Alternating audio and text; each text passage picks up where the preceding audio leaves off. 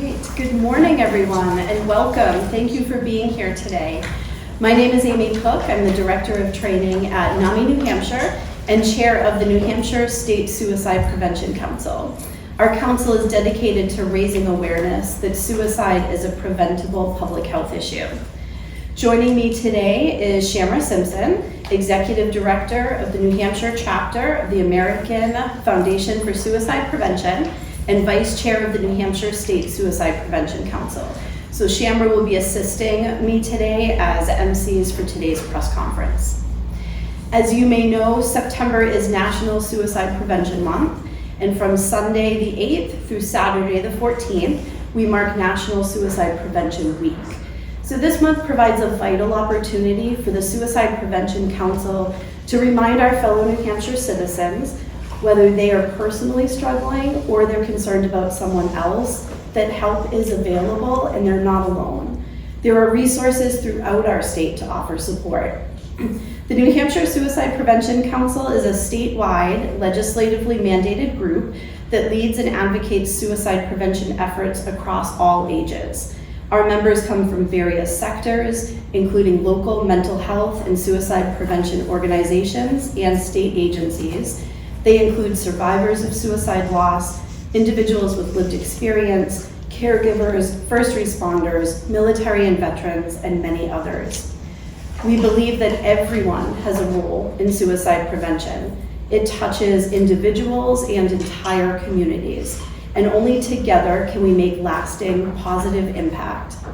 I'm honored to be joined today by several leaders in suicide prevention who will provide updates on ongoing efforts in our state and share a powerful story of hope and courage.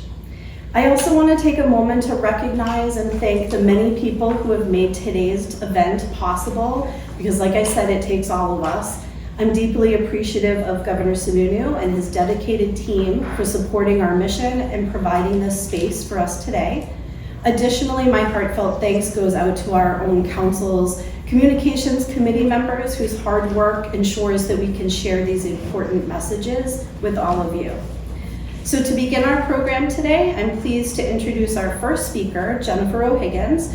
Jenny is a senior policy analyst for the Division for Behavioral Health at the New Hampshire Department of Health and Human Services and serves as a trusted advisor to the state's Suicide Prevention Council.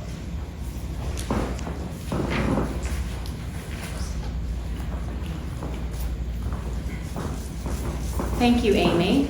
I'm here today to read to you the proclamation. So, whereas in New Hampshire, suicide is the second leading cause of death among individuals aged 15 to 34, and ninth leading cause of death overall. And nationally, suicide is the 12th leading cause of death. And 45% of LGBTQ youth seriously considered attempting suicide in the past year, while rates of suicide among Black youth are rising faster than in any other racial or ethnic group. And whereas research indicates that 90% of people who attempt suicide do not go on to die by suicide, and their voices play an important role in suicide prevention efforts. And whereas hundreds of people, including our veterans, are offered hope and compassion each day by calling the Veterans Crisis Line, the 988 Suicide and Crisis Line. And whereas the New Hampshire Suicide Prevention Plan serves as a blueprint to guide suicide prevention efforts in New Hampshire, led by the legislatively established New Hampshire Suicide Prevention Council and the Youth Suicide Prevention Assembly. And whereas New Hampshire has taken important steps to advance suicide prevention, including strengthening the state's longstanding Lifeline Center, adding a secondary Lifeline Center, implementing New Hampshire Rapid Response, which includes statewide mobile crisis response, increasing mental health training for our first responders, and building our peer workforce, along with other priority items of the 10-year mental health plan, which will reduce emergency department boarding and increase timely access to mental health treatment.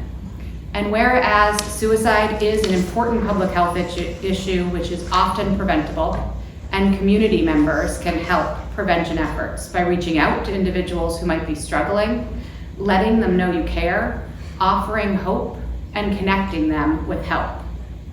Now, on behalf of our governor, Christopher T. Sununu, of the state of New Hampshire, I do hereby proclaim September 8th through the 14th of 2024 as New Hampshire Suicide Prevention Week and call this to the attention of all citizens. Proclamation is signed by the governor, and I am happy to introduce Shamara Simpson, our co-chair of the Suicide Prevention Council. Thank you so much, Jenny, and again, thank you to the governor for recognizing World Suicide Prevention Week, and especially here in New Hampshire. And I'd like to recognize also that September 10th is World Suicide Prevention Day. It's my pleasure next to introduce to you and bring up the New Hampshire Suicide Prevention Coordinator, our partner in crime at the council, Catherine Cox. Good morning. My name is Catherine Cox and I am the New Hampshire Suicide Prevention Coordinator. Thank you all for joining us today. We are so proud that each and every day, life-saving programs and resources are made available to individuals and communities. Even better, these supports continue to strengthen and expand over time. Over the past several years, the state of New Hampshire, including the Department of Health and Human Services, the governor, and the state legislature have made critical investments in strengthening the mental health system across the state. We remain focused on the implementation of New Hampshire's 10-year mental health plan, the children's system of care, increasing capacity for inpatient treatment, building more community-based services, and ensuring that children, youth, and adults of New Hampshire have access to the behavioral health support system so that they can not just live, but also thrive. Additionally, the New Hampshire Department of Health and Human Services has a roadmap that includes plans to increase the number of perinatal health practitioners in New Hampshire trained to screen, treat, and refer to services for perinatal mental health conditions and substance use disorders by the end of the state fiscal year 2025. One key area of focus for the Department of Health and Human Services has been the transformation of the state's crisis system. This transformation allows call centers to dispatch mobile crisis response teams 24 hours a day, 7 days a week to all corners of New Hampshire. The New Hampshire Rapid Response number can be accessed through 833-710-6477. And the national hotline 988 is also available 24/7, 365 days a year. These advances serve residents of all ages and provide help for mental health, suicidality, and substance misuse needs. In addition to the Rapid Response Crisis Line, mobile crisis teams staffed by New Hampshire's 10 community mental health centers across the state are ready to meet people where they are and if they have more intensive needs. In 2023, the New Hampshire Rapid Response received over 34,600 contacts, and the mobile crisis teams were dispatched over 6,200 times. This work has been made possible by many thriving partnerships at the state and local level. Together with community members, policymakers, state agencies, nonprofits, health and social systems, New Hampshire is creating a system that serves all people with behavioral health needs when and where they need it. Mental health, substance use, and suicidal crisis are amongst the most complex, serious, and preventable public health challenges, and collectively we can work together to raise awareness in our communities. This September, we recognize Recovery Month and Suicide Prevention Awareness Month. We also celebrate the inaugural 988 Day, which will be celebrated across the country this Sunday, September 8th. When someone has the courage to seek help, we want to ensure that they know where to turn for their needs. We want that first call to be the right call. And this isn't just the work of professionals. In fact, friends and neighbors and family members are our community's early warning signs, and they play a critical role in this life-saving work. On behalf of the Department of Health and Human Services, I'm so grateful for the willingness of our partners in New Hampshire to tackle these big issues in a thoughtful way that supports people's dignity and self-efficacy while reducing stigma. Suicide prevention is everyone's business. Providing a sense of hope and connectedness, reinforcing that mental health and substance use challenges can affect anyone, and ensuring everyone in New Hampshire is aware of the resources available to them are some of the ways that each individual in our state can contribute to prevention. The resources that are available 24/7 during times of need: the New Hampshire Rapid Response System, which is accessed through dialing 833-710-6477, is a statewide mental health and substance use access point which works with people in New Hampshire by phone, text, and chat, and can deploy mobile crisis response teams in the community when needed.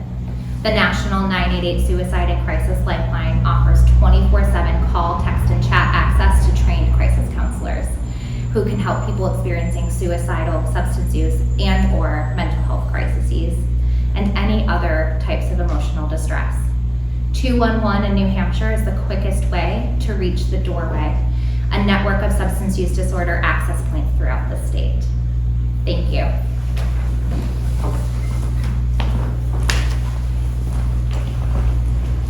Thank you so much, Catherine, for your leadership. It's truly amazing to hear the incredible work that's being done in New Hampshire to offer crisis services and intervention that will save lives right here in our state.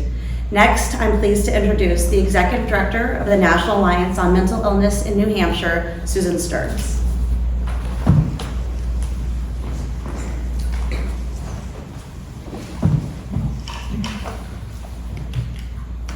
Good morning, everyone. I'm Susan, and I'm a mom. And like so many in this room, my life has been impacted by suicide. I've lost loved ones, and I have sat at the bedside of my young adult child after an attempt. They are 35 today and doing well. As you heard from the speakers before me and the proclamation from the governor, suicide affects Granite Staters across the lifespan in every corner of our state. Families and communities have been rocked by the loss of loved ones, young and old. And many folks in our state live daily with thoughts of suicide. We know that we are living in a time where discrimination is increasing suicide risk among historically marginalized populations. Our young people are experiencing rising rates of anxiety and depression. Loneliness is pervasive, especially amongst our older adults. And parental stress, just called out recently by the Surgeon General, is being rightly recognized as a significant public health issue. Well, these all seem like bleak and dark talking points. There is truly hope. There's a lot of hope here in this room.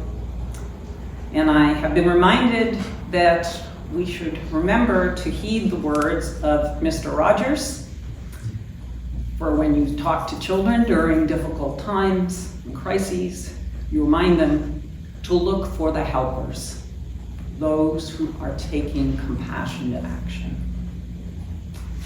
And as I look out from this room, indeed, that is what I see, so many helpers. At NAMI New Hampshire, we are privileged every day to see these helpers in action. The students and school personnel, our mental health care workers, government officials and policymakers, and community members who engage with suicide prevention and post-prevention training, and all the folks who go on to become trainers themselves and continue this work and carry it through the state. The volunteers who share suicide prevention materials in communities statewide and who lead support groups, participate in our speakers bureaus, and teach our education programs. The individuals who check in on their friends, their loved ones, neighbors, colleagues, sharing the message, you are not alone. Help and hope will always be available, and you can call on me. the survivors of suicide loss who eloquently share their heartbreak,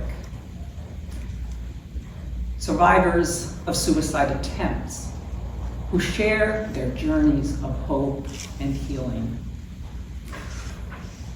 and survivors of suicidal ideation who share their deeply personal and vulnerable stories to advocate for systems change, to prevent suicide, and ensure that every Granite Stater has access to the life-saving care they need when and where they need it.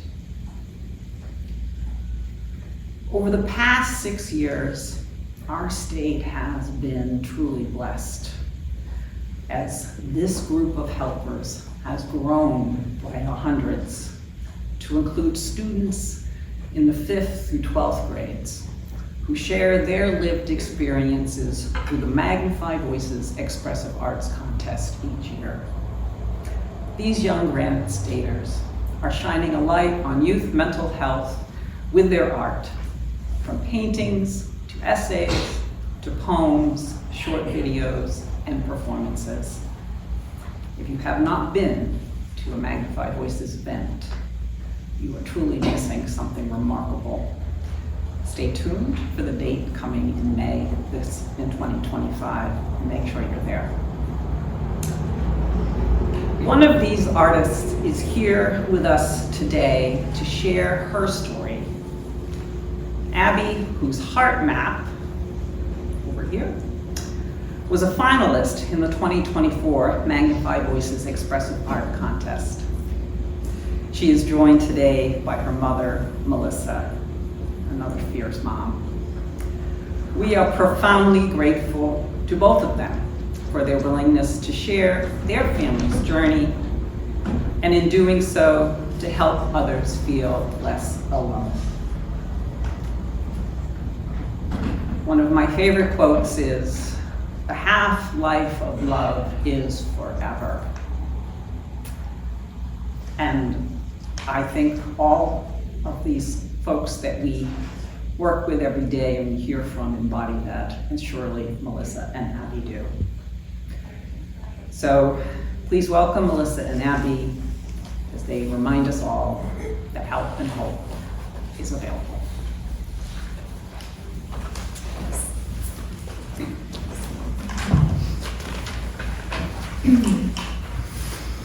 Just trying to keep it together. I'm Abby's mom. When she was inpatient in the hospital for 8 months, that was often how I was known. I was Abby's mom. Nurses and staff and other patients would always call me that with a smile. I'd find little labels that said Abby's mom written on them that would be stuck to things that I would need to take home or things that were mine. Being known as her mom is one of the 3 greatest things in my life. They're gifts. She's a gift to me. And you'll have the honor of hearing from Abby, and you'll leave today knowing that it is also a gift for you. Her story is ever-changing, evolving, and profound.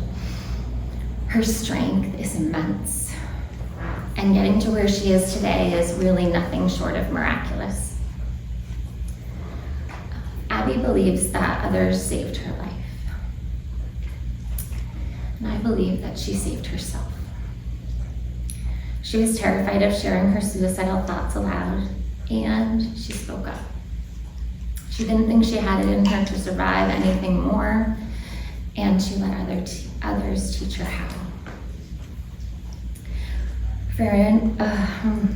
For anyone who loves someone who has attempted suicide or has these types of tormenting thoughts,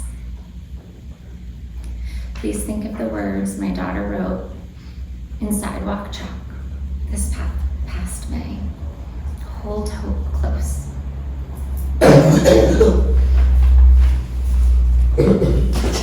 See, I knew I was about to do something awkward, it's okay, we're fine. It didn't fall. Sorry.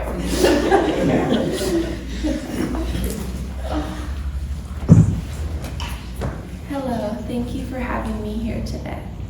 My name is Abby Bennett, and this is my story of how I found hope again. It was October of 2023 when I was at the lowest I'd ever been in my life. I had been struggling with my physical and mental health for years without very successful treatment. To me, it felt like this caused me to lose everything I once loved so dearly. My friends, family life, school, sports, and hobbies were all affected. At this point, I was spending all of my time in a hospital bed, running on 2 hours of sleep, tube-fed because my health issues led to an eating disorder. I couldn't walk or stand up due to my condition. I was terrified of germs and getting sick, and I lost my ability to communicate my feelings. This left me feeling drained and alone. Despite these struggles I was facing, I had a team of doctors at Boston Children's Hospital who I felt cared for me and who wanted to listen. They were the first people I told about my suicidal thoughts. It was scary to say those words out loud to people I barely knew when I wasn't used to talking about my feelings. But I was surprised when my words were met with care, support, and understanding from doctors and family. Eventually, I was transferred to the medical psychiatric unit at Boston Children's. I was very afraid to go there because I knew it would lead to lots of hard work and facing many challenges. I worried about trying foods again, working on walking, being exposed to germs, and not having my parents stay overnight. Those are only a few of the things I felt anxious about. In the new unit, I felt overwhelmed with the thought of a new team of doctors and staff that I wasn't familiar with. I also knew it meant that the people there would keep me safe from harming myself, so I'd have to stay alive through it all. I felt like I didn't have anything left in me to keep fighting these battles. I thought my only answer was to end my life. I knew I couldn't keep living the way I was, but I didn't think I had it in me to make it, But I didn't think I had it in me to keep taking these incredibly hard steps. Doctors, staff, and family continued to tell me that I could make it through it all. Yet, I'd been let down by treatments in the past, so I had a difficult time trusting people when they said I could get better. A week into my stay at the medical psychiatric unit, I attempted to take my life. It was a very scary experience, but I had one of my favorite staff members and a wonderful caring nurse who was helping me through the day. I had conversations with my doctors who said they would do anything they could to keep me safe. After that day, it took some time, but I finally began to see that I wasn't alone. Slowly, I was able to start talking to people about my struggles. In my painting, the cuts represent the parts of me that have struggled and put me in danger. The stitches show that I'm safe now, that I wouldn't stay in the dangerous state that I came to the hospital in. There is space for healing, and it is possible. My months in the med psych unit were very difficult. I was facing numerous challenges and working so hard to get through each day. I was adjusting to my new treatment plan and being in a new place with different people. Despite it being a hard change, the staff there were so caring and supportive. I always felt like I had someone looking out for me. I began to feel some hope. My painting has cuts with bandages covering them. The cuts represent the struggles I've had with my health and mental well-being. Bandages are there symbolizing the help I've gotten from Boston Children's Hospital and my family. They show that people have helped me and that they will be there for me throughout my healing process, no matter how long or what it takes. I found my months in the hospital very challenging as I worked on sharing my feelings, doing exposures, walking again, and eating. I needed something to occupy myself during my downtime and help me stay calm. This is when I started folding paper cranes. The paper crane is a symbol of peace, love, hope, healing, and lifelong health. I made about 10 one day, and that's when I decided I would make 1,000. It was a way of promising to myself that I would stay alive. It gave me a goal, and each crane I made would symbolize a life I could look forward to. As my time in the hospital went on, I learned so much, worked extremely hard, and accomplished so many things that I never thought I'd be capable of. With the help of the dietitian, I went from being fully tube fed to eating and enjoying real foods again. I had physical therapy every day, and they worked with me on learning to walk again. I was fighting my fears of germs and sickness. I was attending groups and talking with my team and family. I was even finding moments of happiness. All of these struggles were worked on while I was in a safe environment where I had support whenever I needed it. Working through the challenges was really difficult, but the fact that I was making progress showed me how strong I could be and how much better things can get if you are given the help you need. Eventually, I finished my 1000th paper crane. After all those months of folding cranes, I can say that they have helped me in a way that only art can. I am thankful for finding them and for the ways they helped me through the hardest moments. That is why I added them to my artwork. After months and months of hard work, I am now able to see how far I could come. I am handling my emotions with the tools I learned, eating full meals, walking on my own, communicating my feelings with people, and so much more. I painted flowers blooming out of my heart in my painting. These represent the growth I've made and the part inside me that wants to stay alive. They show that I've healed so deeply that my heart can be a home to new growth. In my painting, there are many words flowing through my heart. These words are there to show all the parts of me.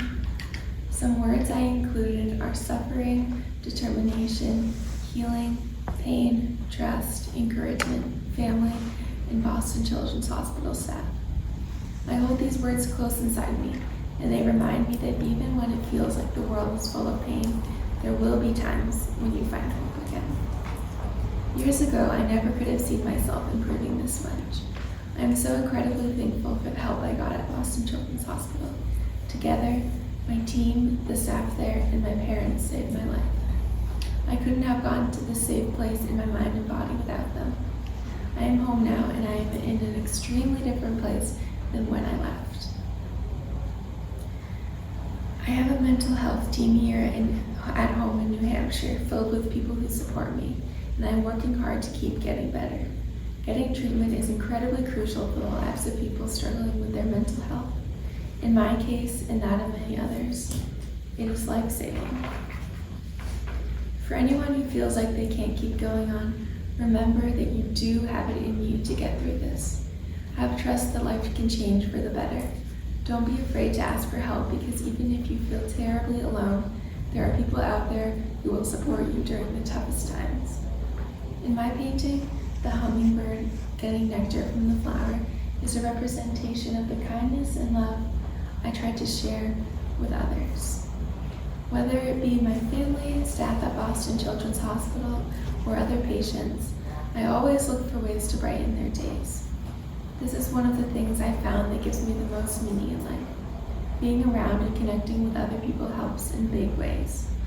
I hope my story means something to you, and I hope it helps people know that they are never alone.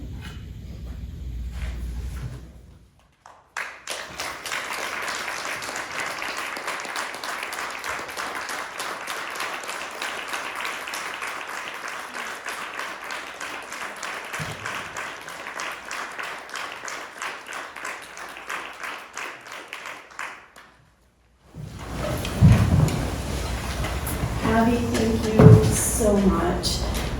We are all inspired. I have words written here to thank you, but now I'm speechless. So thank you, thank you. Your courage and commitment for being here today, just in order to help other people, is incredibly inspiring. We're incredibly grateful that you're doing much better and that you were able to come today.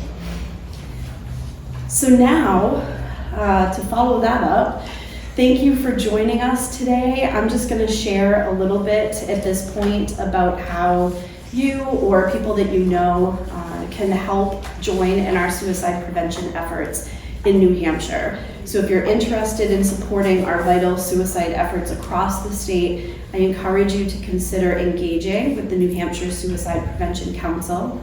The council meets 6 times a year and is powered by dedicated professionals from various sectors and committed New Hampshire residents. Together, we work within multiple committees to drive impactful initiatives aimed at preventing suicide and saving lives in our state.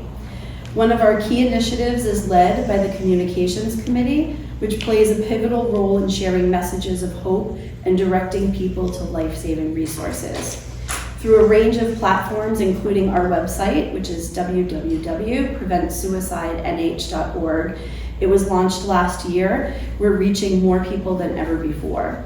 For those directly affected by suicide, the Survivors of Suicide Loss Committee provides critical support, connection, and resources to help individuals and families navigate deeply challenging moments.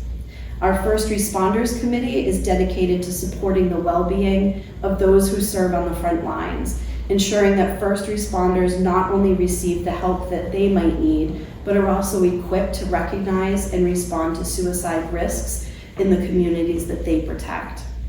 The Military and Veterans Committee focuses on the unique needs of service members, veterans, and their families, promoting specialized suicide prevention training and fostering collaboration with federal and local partners to enhance the quality of life for those who have selflessly served and their families. We know our state and local governments play a critical role in this work. The Policy Committee drives communication and collaboration with policymakers to advance legislation and initiatives that address suicide prevention throughout New Hampshire. Each year, we also work with partner organizations to host a suicide prevention conference, which brings together professionals and individuals affected by suicide. This event continues to receive tremendous feedback thanks to the dedicated planning team. Momentarily, Shamma Simpson will share more information about this year's conference.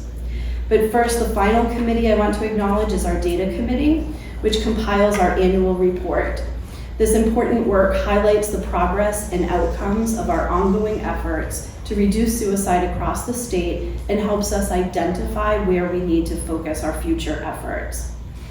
We always welcome new voices in this critical work. There is space at the table for everyone. So if you'd like to join us or learn more about those initiatives, please visit that website, preventsuicidenh.org. Thank you for your support, and now I will pass things over to Shamra for closing remarks.